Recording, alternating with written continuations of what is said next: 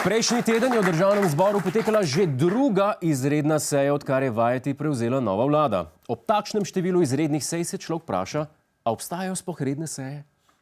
Kakorkoli, novoizvoljeni poslanci so takoj na začetku mandata morali prisostvovati na 2 izrednih sejah, ne da bi jih kdo naučil osnovnega bontona v državnem zboru. Ta naloga je zdaj padla na nas in na našega korespondenta Jerneja Celca, ki se nam je pridružil v Studiu 2. Gospod Celec, kako ste danes? Fantastično, gospod Godler, pa vi? Včasih se vprašam, ali so najboljša leta mojega življenja že za mano. V glavnem, za nas ste pripravili pravilnik obnašanja v državnem zboru za nove poslance. Ste pripravljeni? Sem pripravljen. Oprostite, ne slišim vas. Sprašujem, če ste pripravljeni. Sem pripravljen. Zgleda, imamo težave v komunikaciji. Gospod Celec, ste pripravljeni?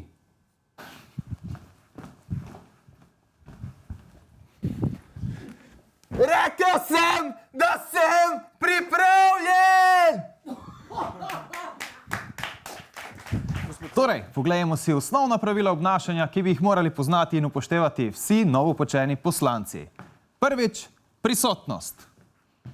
Obveščen sem, da se današnje seje ne morejo udeležiti naslednje poslanke in poslanci.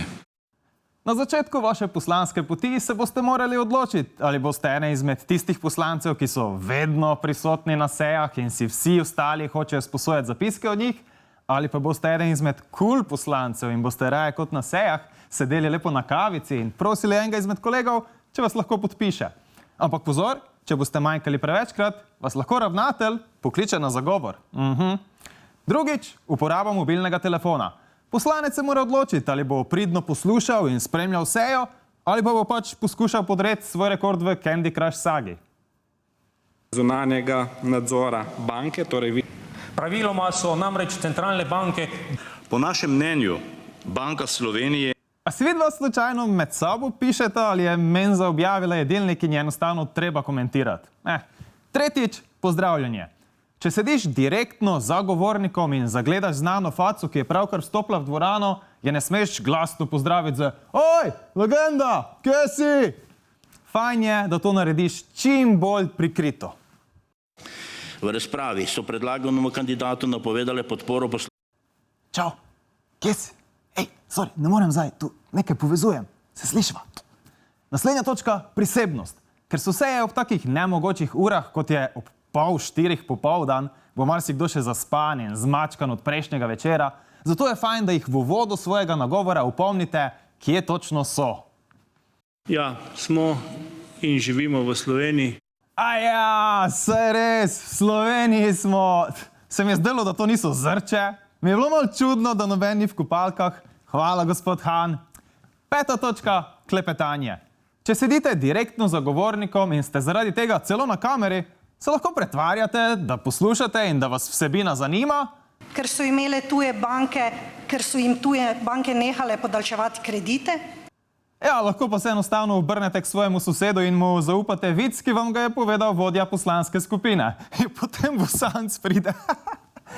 In zadnjič, dolžina govora. Ves čas za govorniškim odrom je žal omejen.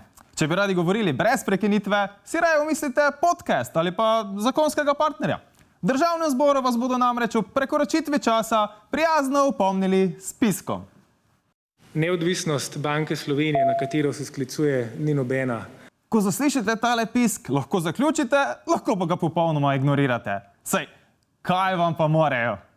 In začne se udejanjati tisto, na kar je opozoril. To pa pomeni, da je res treba končati. To je bilo vse za danes. Naslednjič obdelamo še pravila uporabe lučk na zasebnih vožnjah ter pitje alkohola na javnih dogodkih. Se vidimo!